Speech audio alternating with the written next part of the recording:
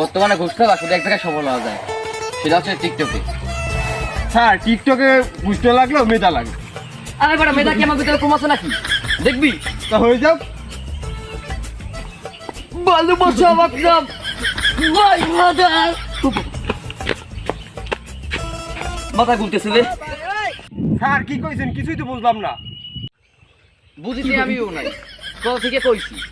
আচ্ছা যেহেতু বুঝো নাই, তাহলে তুই যে কোনো একটা টপিক ক, আমি শাকিব খানের মতো অ্যাক্টিং করে দেখাই দিয়েছি। আচ্ছা স্যার, ধরেন আপনার নানির কাছে আপনি 500 টাকা 33 বছর ঠিক চাইছেন, কিন্তু আপনার নানির কাছে টাকা আছে কিন্তু দে নাই, তখন আপনি কি করবেন? তখন আমার 2 চোখে ছাপ দেবো, তারপরে টিকটকটা বানাবো। নানি অভিনন্দন নানি শিবালে। কি হয়েছে না শাকিব খানের মতন? আরে স্যার কখন হয়েছে স্যার, তার কখন হয়েছে পাপ। তুমি যখন কনস্টেবল বাজাকের কাছে থাকার চাই কে 1 কোটি টাকা 3 টাকা ভালো।